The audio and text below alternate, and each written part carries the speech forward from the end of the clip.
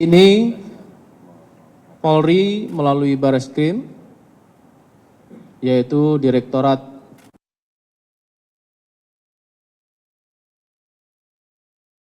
juga ada Pak Direktur, ada Pak Kasubdit, dan ada Sekretaris BPH Migas, Bapak Dr. Patuan Alfons Simanjuntak. Beliau hadir di tengah-tengah rekan-rekan karena perlu diketahui bahwasannya proses penyidikan yang strategis adalah bagaimana bisa melakukan kolaborasi secara kelembagaan. Rekan-rekan, hari ini akan disampaikan terkait dengan rilis, yaitu serangkaian proses penyidikan dugaan tindak pidana, yaitu penyalahgunaan pengangkutan dan atau niaga bahan bakar minyak. Tentunya Direktur Tipiter Brigadir Jenderal Polisi Nunung akan menyampaikan apa yang diungkap pada saat ini. Kepada Pak Direktur kami persilakan.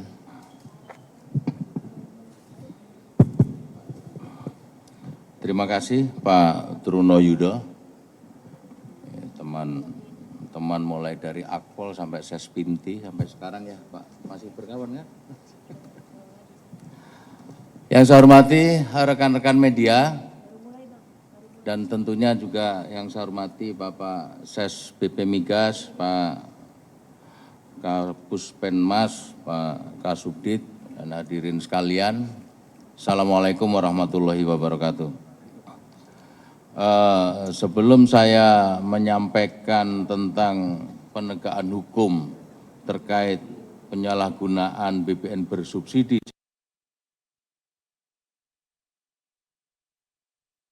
akibat tata kelola penyaluran distribusi BBM bersubsidi yang longgar di daerah Kolaka, Sulawesi Tenggara. Mungkin rekan-rekan bisa dari Subdit 1 bisa ditampilkan video dulu untuk pembukanya biar saya ada kesempatan ambil napas ya.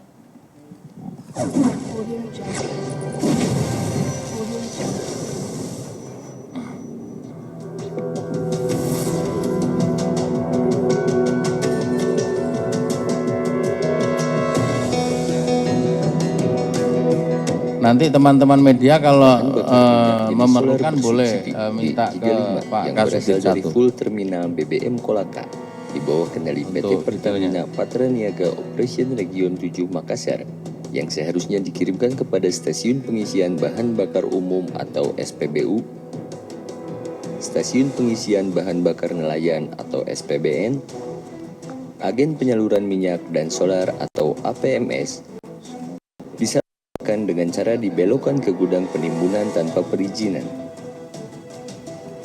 Selanjutnya, isi muatan biosolar tersebut dipindahkan ke mobil tangki solar industri, kemudian dijual kembali dengan harga solar industri atau non-subsidi kepada penambang yang melakukan kegiatan pertambangan dan juga dijual kepada kapal tugboat atau penarik tongkang.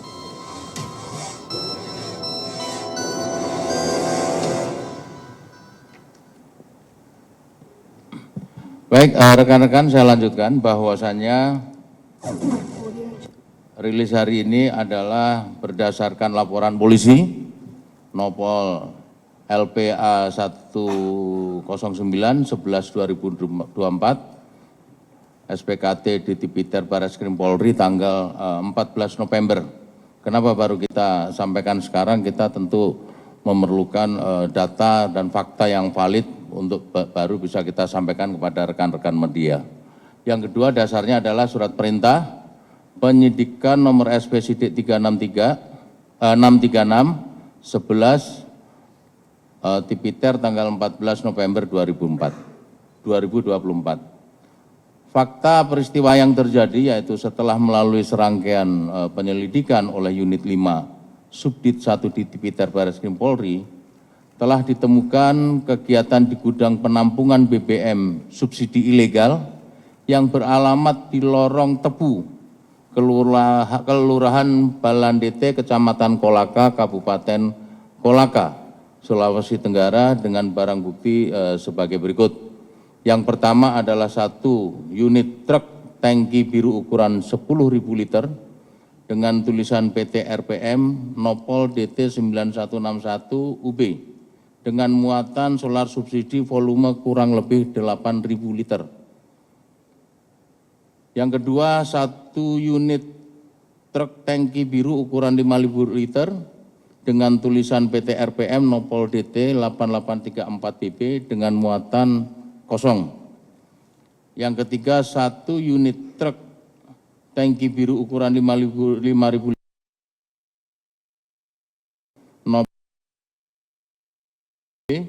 dengan muatan solar subsidi volume kurang lebih 5.000 liter. Yang keempat, 3 tandon atau kembu berisi minyak solar subsidi dengan total lebih kurang 3.000 liter. Kemudian 7 tandon atau kembu kosong, 5 drum berisi solar dengan total kurang lebih 600 liter, 1 mesin pompa atau alkon, 1 selang panjang berwarna biru, 1 selang panjang berwarna kuning kecoklatan, 1 corong kepala babi, dan 10 segel berlogo Pertamina dengan tulisan FPQNQ. Terhadap temuan tersebut telah dilakukan serangkaian proses penyidikan berupa dugaan tindak pidana setiap orang yang menyalahgunakan pengangkutan dan atau niaga bahan bakar minyak, bahan bakar gas, dan atau liquefied petroleum gas yang disubsidi dan atau penyediaan dan pendistribusiannya diberikan penugasan pemerintah sebagaimana dimaksud dalam pasal 40 ayat 9 Undang-Undang Nomor 6 Tahun 2023 dan penetapan peraturan pemerintah pengganti Undang-Undang Nomor 2 Tahun 2022 tentang Cipta Kerja atas perubahan ketentuan pasal 55 Undang-Undang Nomor 22 Tahun 2001 tentang minyak dan gas bumi. Jumlah volume BB yang disita dari hasil penyalahgunaan ini memang hanya 10.957 liter. Kenapa? Karena BBM subsidi yang bersifat habis dipakai yang disita merupakan barang bukti biosolar sisa hasil sehari sebelumnya. Jadi perputarannya tiap hari. Nanti kita bisa hitung rekan-rekan berapa kerugian negara yang ditimbulkan atau keuntungan para pelaku akibat kecurangannya selama tempo 2 tahun dia melakukan kecurangan ini. Untuk dugaan pihak yang terlibat, yang pertama adalah Saudara BK sebagai pihak yang mengelola lokasi atau pemilik tempat gudang penimbunan tanpa perizinan yang terletak di daerah Balan DT Kecamatan Kolaka, Kabupaten Kolaka, dan Saudara A sebagai pemilik SPBU Nelayan Kecamatan Puleang Tenggara, Kabupaten Bombana. Selain itu, kita juga menduga ada keterlibatan Saudara T selaku penyedia armada atau pemilik truk tangki, mobil tangki. Ketiga, dugaan oknum pegawai PT PPN atau Pertamina Patraniaga yang diduga memberikan perbantuan untuk melakukan penebusan kepada PT Pertamina untuk BBM jenis solar. Yang terakhir adalah pemilik SPBU Nelayan. Rekan-rekan sekalian, dalam proses minggu ini kita akan melakukan pemanggilan terhadap orang-orang ini yang baru saja saya sebutkan, sehingga saat ini belum bisa kita hadirkan di tengah-tengah kita. Modus operandi, bagaimana tadi kita sampaikan bahwa bahan bakar minyak jenis solar bersubsidi atau B35 yang berasal dari full terminal BBM Kolaka di bawah kendali PT Pertamina Patraniaga Operation Region 7 Makassar yang seharusnya dikirim kepada stasiun pengisian bahan bakar umum atau SPBU dan SPBN, stasiun pengisian bahan bakar nelayan, agen penyaluran minyak dan solar atau APMS disalahgunakan dengan cara dibelokkan ke gudang penimbunan tanpa perizinan dan selanjutnya isi muatan biosolar tersebut dipindahkan langsung ke mobil tangki solar industri.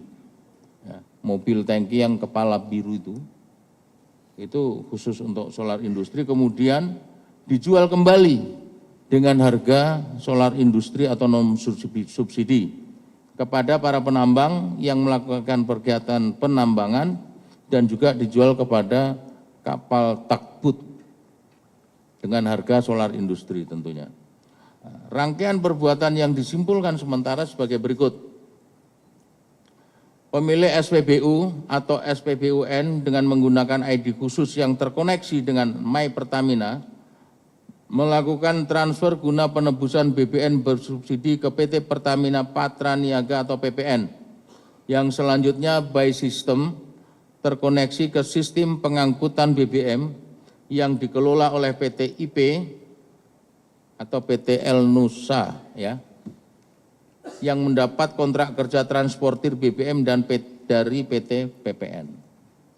Pada penyaluran BBM ke SPBUN yang telah melakukan penebusan, truk tangki warna merah atau pengangkut BBM bersubsidi PT IP wajib menggunakan sistem GPS atau Global Position System, sehingga dapat dipantau keberadaannya secara real time oleh monitoring center PTIP. Dalam perkara ini terjadi pengelabuhan sistem GPS di mana truk pengangkut BBM subsidi milik PTIP seolah-olah mengangkut ke SPBN tujuan pengiriman, yang selanjutnya truk tangki PTIP yang mengangkut BBM subsidi tersebut kembali ke arah Kolaka dan mendekati gudang ilegal penimbunan. Pada saat itulah GPS dimatikan. Modus mematikan GPS dalam jangka waktu 2 jam dan 27 menit tersebut diduga terjadi pemindahan isi muatan BBM subsidi dari tangki merah ke tangki biru yang berlangsung di gudang ilegal penimbunan BBM saudara PK. Selain hal tersebut, pada truk tangki pengangkut BBM bersubsidi di bawah pengelolaan PT EP yang telah dilakukan bekerjasama dengan pihak ketiga, terdapat fakta tidak terpasangnya GPS pada truk tangki yang dikelola oleh PT EP. Jadi truk tangki warna merah itu dilepas GPS-nya. Kesimpulan, dari kegiatan tersebut diketahui bahwa peristiwa tersebut diduga merupakan dugaan tindak pidana, sebagaimana tadi pasal yang telah saya sampaikan di awal, bahwa setiap orang yang menyalahgunakan pengangkutan dan atau niaga bahan bakar gas dan atau liquefied petroleum gas yang disubsidi dan atau penyediaan pendistribusiannya diberikan penugasan pemerintah dipidana dengan penjara paling lama 6 tahun dan denda paling banyak 60 miliar. Penegakan hukum penyelewengan atau penyalahgunaan subsidi BBM sebagaimana akibat tata kelola distribusi BBM yang longgar di wilayah Kolaka Sultra oleh Tipiter Barreskrim Polri telah menghentikan kegiatan melawan hukum dan merugikan keuangan negara atau berupa hilangnya subsidi BBM yang seharusnya disalurkan kepada masyarakat yang berhak, baik itu di SPBU, di SPBUN maupun di APMS, yang dapat berpotensi terjadi kelangkaan bagi nelayan, transportasi umum, dan masyarakat yang membutuhkan, terutama masyarakat tingkat bawah. Jadi penghitungan kerugiannya rekan-rekan bahwa disparitas atau selisih harga antara non subsidi dan subsidi ini cukup tinggi untuk di daerah Kolaka. Ya. Kalau yang subsidi itu hanya 6.800, yang non subsidi itu bisa pada hari itu kita cek 19.300. Jadi per liter, ya per liter itu selisihnya adalah 12.550.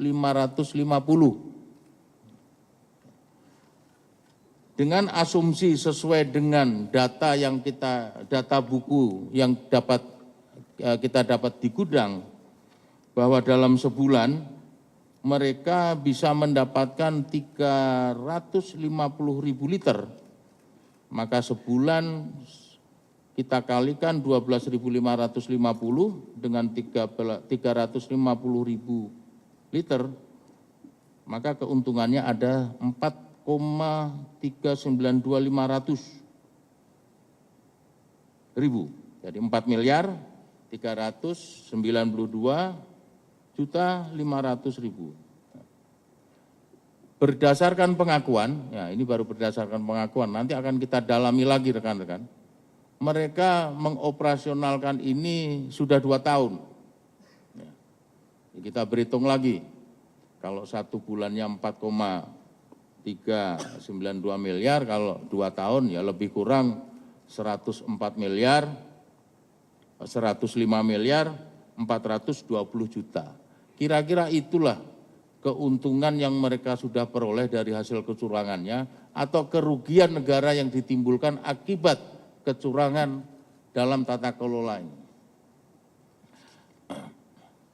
Untuk rencana tindak lanjut, rekan-rekan sekalian, maka kami akan melakukan proses penyidikan kepada pihak-pihak lain yang kemungkinan terlibat dalam penyalahgunaan BBM jenis solar bersubsidi.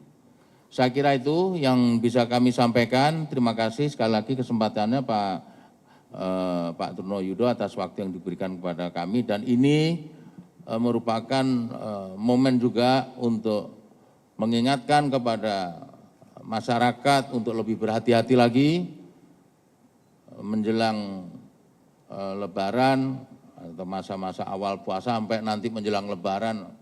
Jangan sampai kita menjadi korban dari penyalahgunaan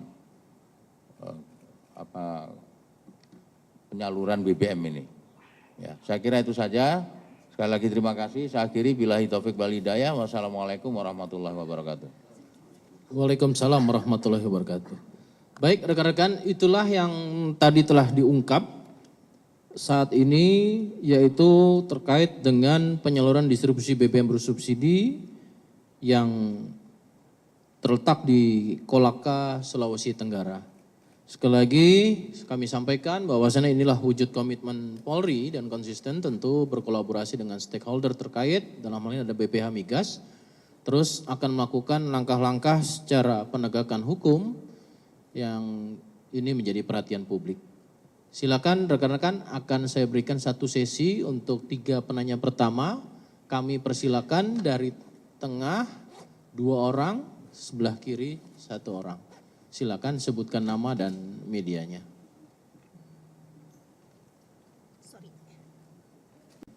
Selamat siang. Perkenalkan saya Nanda Aprilia dari Kompas TV. Satu pertanyaan saja kepada Pak Dir mengenai kasus ini. Mengingat tadi ada peran dari Pertamina Patraniaga juga, apakah dalam pendalaman kasus ini ditemukan ada indikasi kasus-kasus yang lain menyerempet, seperti halnya saat ini mengenai pengoplosan BBM misalnya, apakah ada ditemukan seperti kasus itu? Salah satunya, terima kasih Pak Dir. Ya, yang kedua. Baik, selamat pagi Pak. Nama saya Virgi dari TV One. Tapi saya mau tanya ke Pak Dir, kira-kira langkah kepolisian untuk menghentikan atau mengurangi penyalahgunaan BBM di daerah-daerah lain seperti apa Pak? Terima kasih. Silakan satu lagi. Selamat pagi Pak Karo, Pak Dir. Izin saya Irfan dari IDN Times. 2 pertanyaan Pak. Pertama, IDN Times. IDN Times. IDN Times. 2 pertanyaan Pak. Yang pertama, bagaimana para pelaku ini membagi hasil dari penyelewengan ini? Itu pertama. Kemudian yang kedua, sudah berapa saksi Pak yang diperiksa dari Pertamina Patraniaga terkait kasus ini? Terima kasih Pak. Yang pertanyaan pertama. Terima kasih. Pertama dari Kompas terkait dengan BBM untuk oplos ya. Yap. Ya. Silakan untuk Pak Direktur.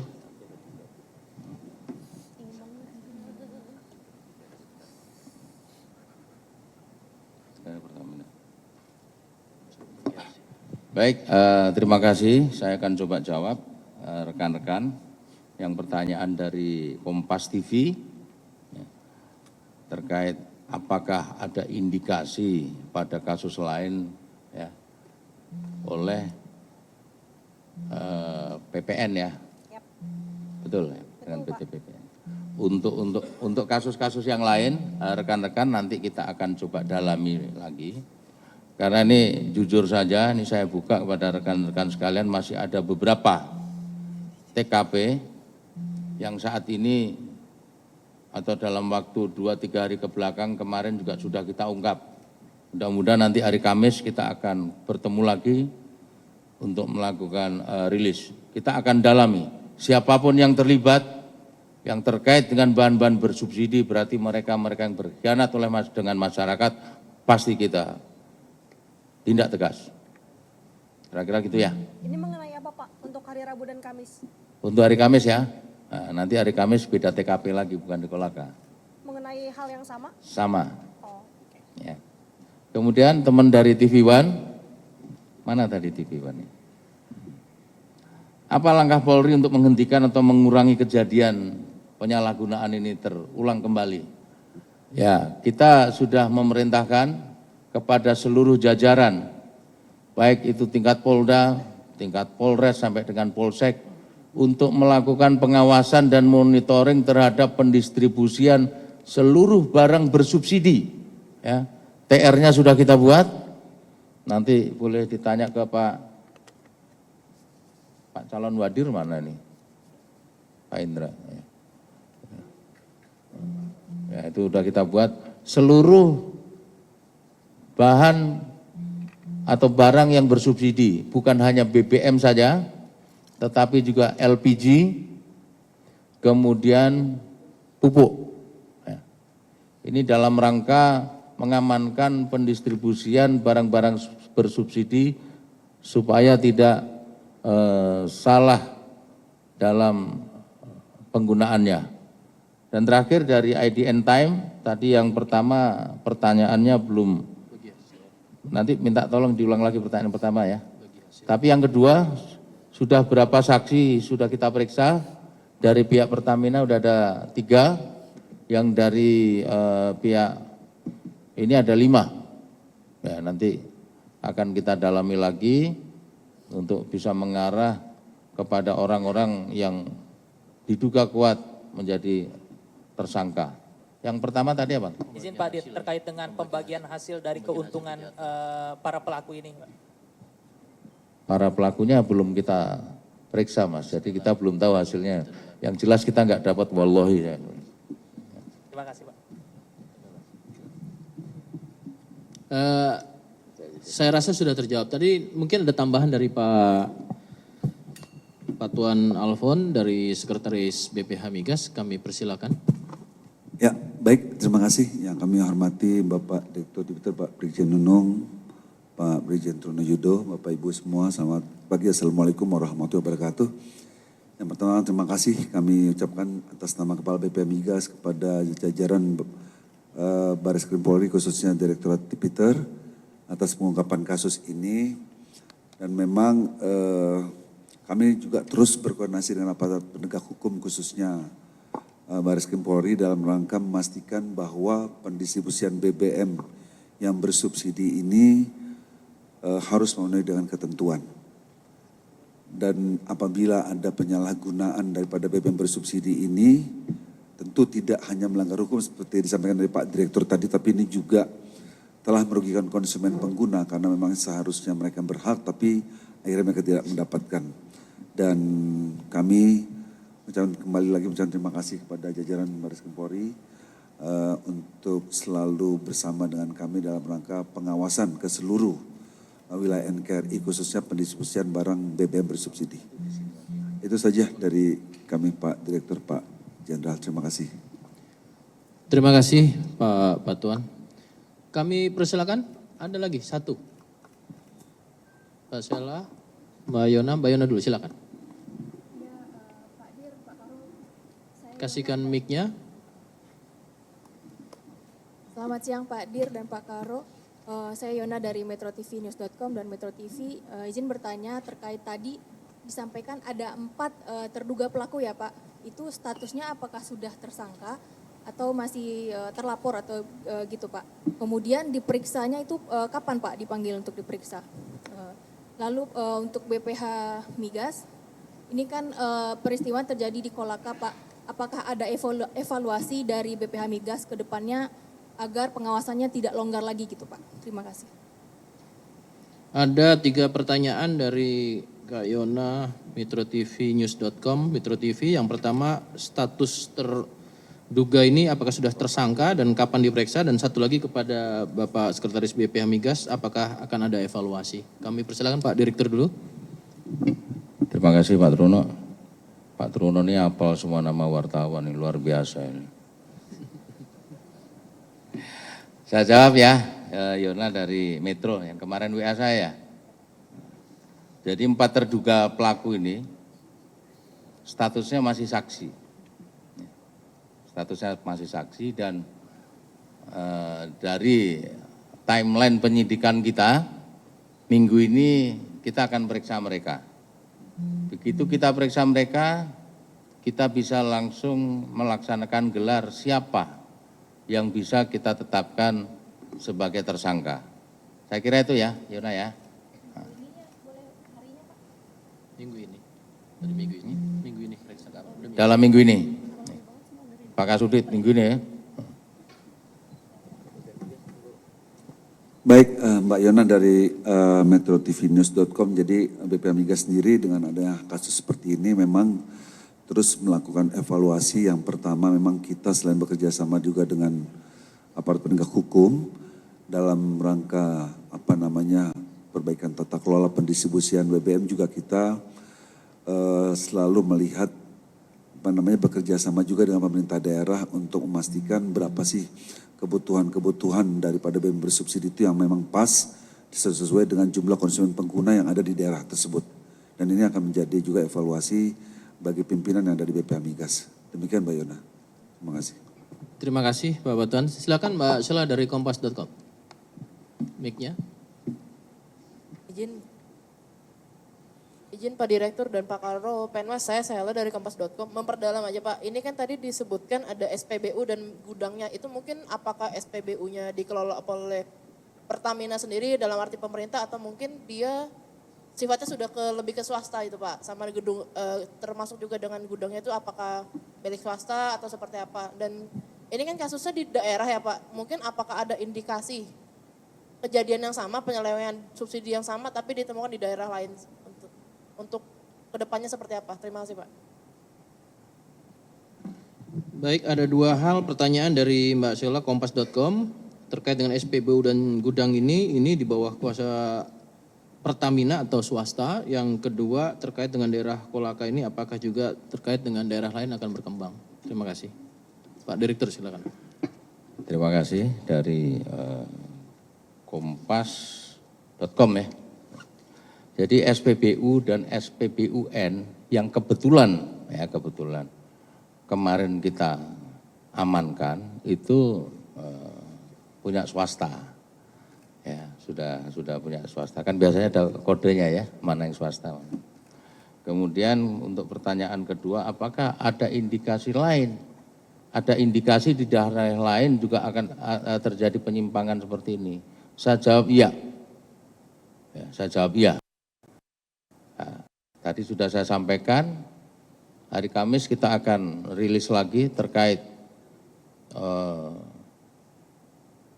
penyimpangan atau penyalahgunaan BBM bersubsidi ini untuk di daerah Kerawang ya.